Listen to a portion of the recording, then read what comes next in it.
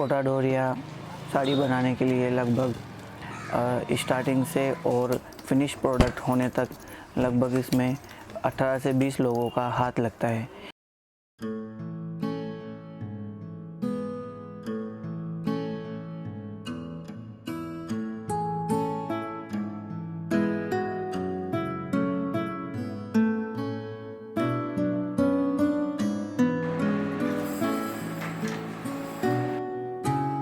कोटा साड़ी तो क्या है कि बहुत मतलब लोकप्रिय साड़ी है।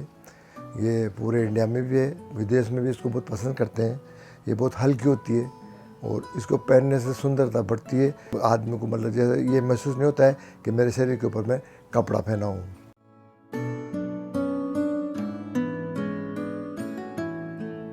हमारे बाप दादा के समय में यहाँ कैथून के अंदर खादी बनती थी और काफ़ी समय तक ये खादी बनती रही, चलती रही। जैसे जैसे उसका दौर ख़त्म होता चला गया वो बनना बंद हो गई। उसके बाद कारीगर सब जानते थे बुनना,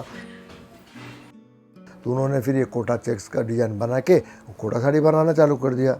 सबसे पहले तो उन्होंने प्लेन साड़ी बनाई जिसको कि हम थान बोलते हैं, स्क्वायर को।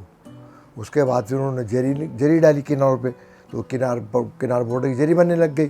फिर बीच में उन्होंने मतलब जरी की लाइनिंग डाली तो वो बंगला बन गया, डिजाइन बन गया, चौकड़ा बन गया, चौकड़ी बन गई। इस तरीके से वो काफ़ी समय तक चलता रहा।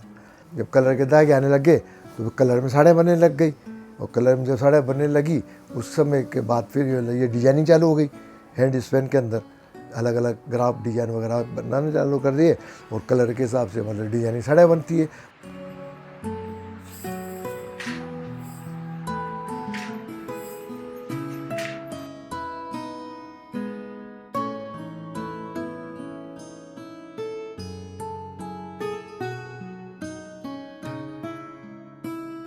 मास्टर वीवर का काम ये रहता है कि हम जैसी मार्केट में डिमांड रहती है उस हिसाब से हम ऑर्डर लाकर हम बुनकरों को सामान देते हैं, कच्चा माल देते हैं, कॉटन, सिल्क, जरी और डिजाइन देते हैं। ये सब डिजाइन देकर, ये काम देकर बुनकरों से जो उनका वाजिब मजदूरी होती है वो वाजिब मजदूरी उनसे तय करके उनसे साड़ियाँ बनाते हैं और साड़ियाँ बना करके फिर उसके बाद हम उनको जिस के ऑर्डर रहते हैं उनको पास पहुंचाते हैं।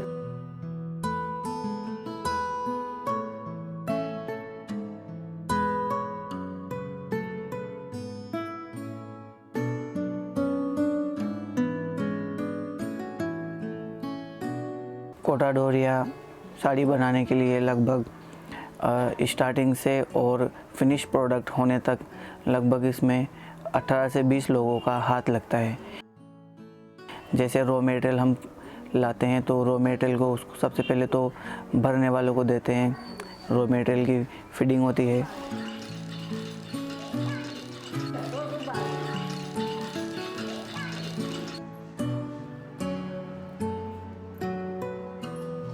उसके बाद वार्पिंग होती है, डाइंग होती है और फिर साइजिंग होती है।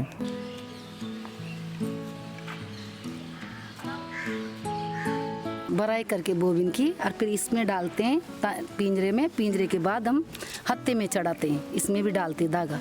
फिर डालने के बाद में हम सीधे बोर के ऊपर इसको एक एक तनने जाते हैं। जोक बनाना पड़ता है, फिर उसमें जोक बना के फिर उसके बाद हो जाता है पूरा, तो फिर उससे कंधाते हैं डाई पे। पहले जब कॉटन का ताना आता है तो उसको लंबा करते हैं। लंबा करने के बाद उसको 7 मीटर की साड़ी होती है तो उसको वैसा ही नाप लेते हैं। उसके बाद में उसको गोल करके और सरफ में, पानी में उसको सॉफ्ट करते हैं।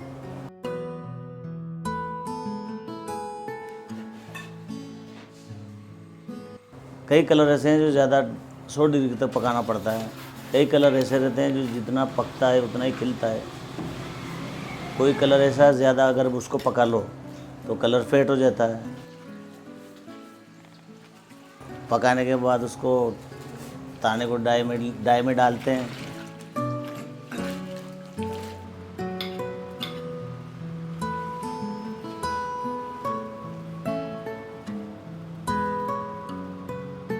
जो मास्टर वीवर है वो हमें ऑर्डर देता है कि ये कलर चाहिए, ये जैसा वो उसमें शेड बता दे कि हमें ये कलर चाहिए, ये कलर चाहिए, तो वही देते हैं।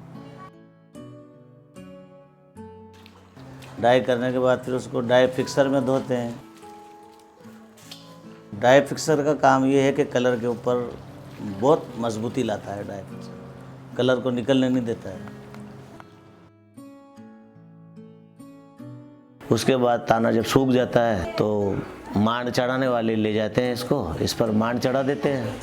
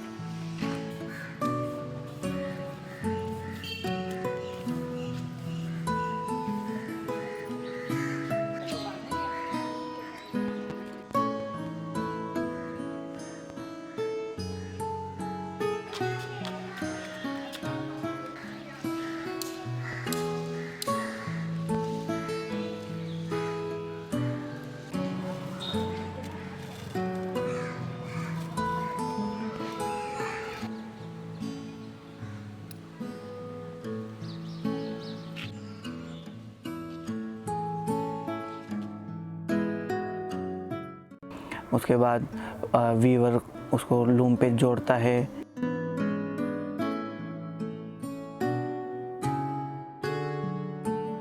एक सिस्टम आता है जाला सिस्टम, तो जाला सिस्टम वाला आता है और लूम पे जाला सिस्टम सेट करता है।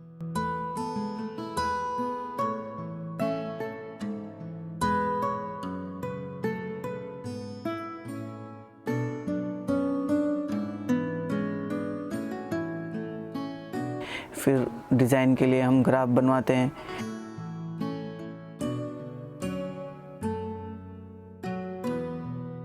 फिर ग्राफ भरने वाला अलग होता है, वो जाता है।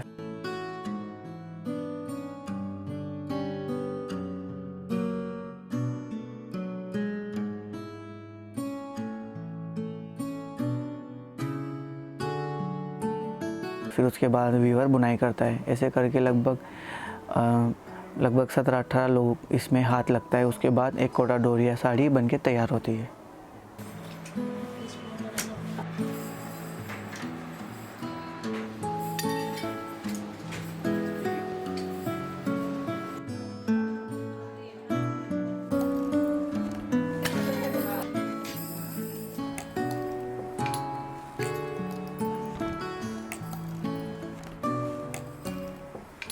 तो मेरे जो पापा थे तो वो मोटा कपड़ा बनाते थे, जैसे वो खटके में जो खादी बनती थी वो बनाते थे, और मेरी अम्मी बारीक काम किया करती थी। तो मैं मेरी अम्मी से ही ये काम सीखी हूँ।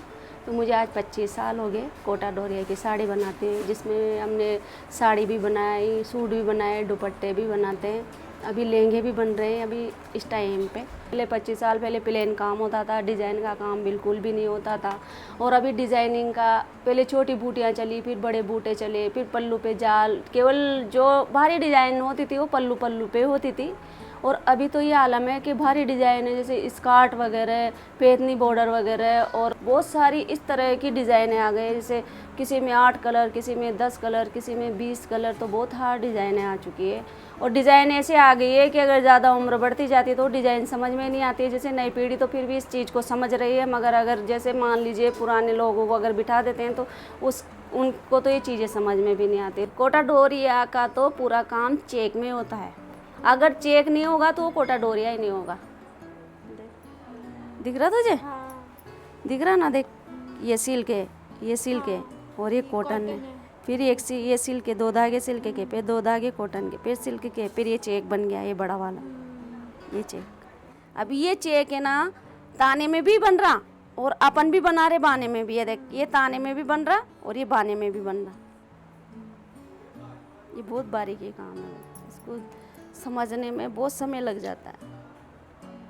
तो ऐसे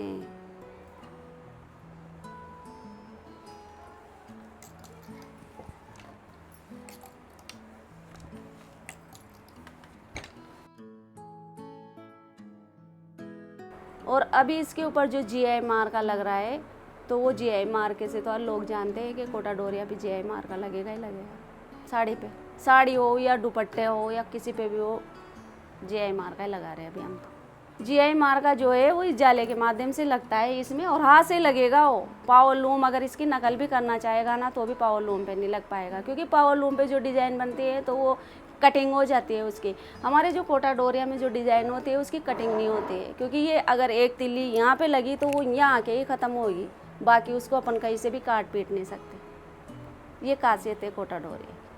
वो बचपन से सीखने लग जाते हैं, क्योंकि जब से बच्चा पैदा होता है वो थोड़ा समझदार होता है तो वो जानने लग जाता है कि हम अपने घर में कोटा डोरिया का काम होता है। जैसे बोबिन भरना, माँ बोबिन भर रही है, चरखा चला रही है, डिज़ाइन निकाल रही है, तो हम उनका जब से वो 8, 10, 11, 12 साल का हो जाता है तब से ला भैया वो देना, ये देना, वो देना, तो वो जानता है इस चीज़ को। और बेटी को तो आगे भी यही काम करना है, पीछे भी यही काम करना है।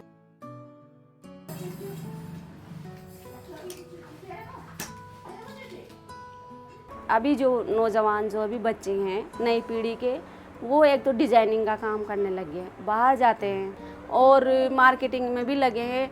तो अभी बहुत सारी नॉलेज बढ़ी है इस गांव के अंदर। परेशानी तो आती है जैसे बॉडी पे, जैसे मान लीजिए कि घुटनों का दर्द हुआ, पीठ का दर्द हुआ, आँखों की रोशनी, सबसे ज़्यादा तो आँखों की रोशनी में परेशानी आती है, क्योंकि 30 से 35 साल के बाद में हमारे चश्मे लग जाते हैं। अभी तो बच्चों के छोटे मोटे उनके लग रहे चश्मे, मगर पास की जो रोशनी होती है वो हमारे बहुत जल्दी ये हो जाती है, तो चश्मे बिना में दिखाई नहीं देता कोटा डोरिया।